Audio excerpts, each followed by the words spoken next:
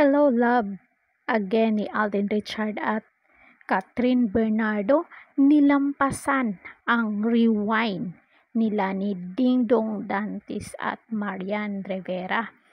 Ang gross income ng rewind ni na Marian is 880 million, while ang Hello Love Again ni Alden Richard at Catherine Bernardo is 930 million in just 10 days.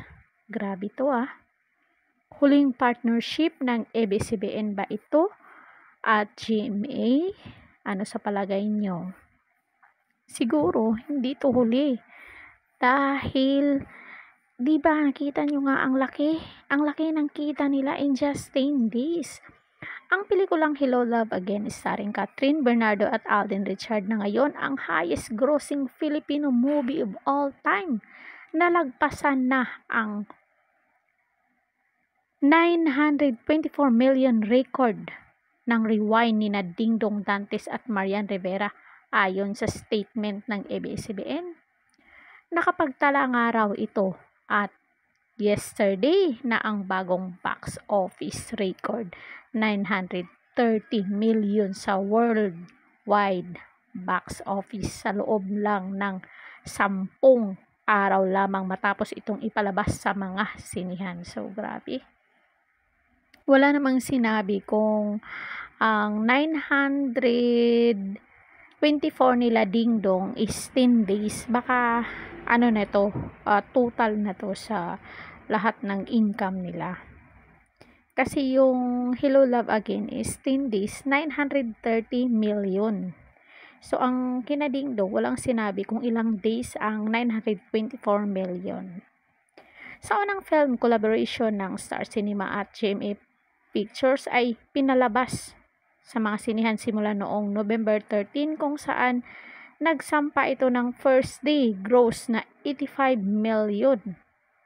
Nakamit din ito ang pinakamataas na single day ticket sales na 131 million noong November 16. Ang pelikula ay ipinalabas din sa Australia, New Zealand, US, Canada, Guam, Saipan, London.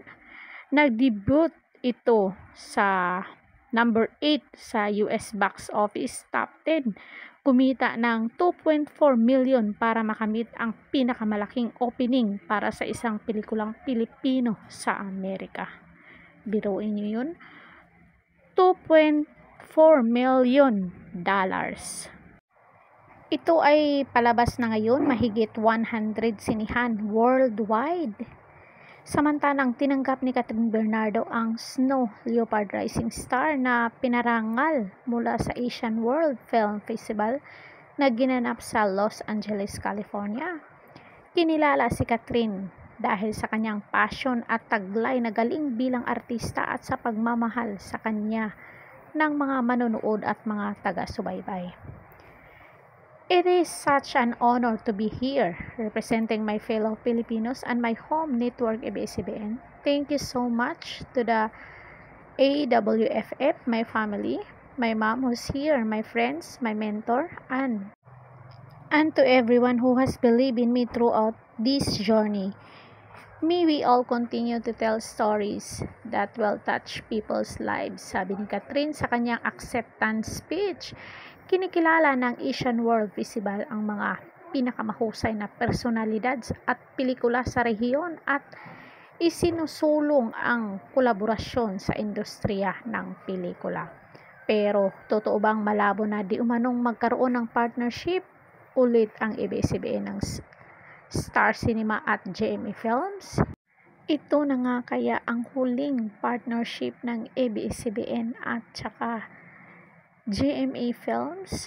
Ano sa tingin nyo mga marites? Siguro hindi ito yung huli dahil nag-click. Tingnan nyo naman, in just 10 days, 930 million ang kinita ng dalawang korporasyon or dalawang industriyang Star Cinema, ABS-CBN at GMA Films. So comment down kayo dyan mga marites, anong say nyo dito. Don't forget to like, share, and subscribe. Kung bago pa lang kayo dito sa ating channel, please hit the notification bell para updated kayo at ma-notify kung may bagong upload ako dito sa YouTube. Caridad Official TV, hanggang sa muli, and thank you so much.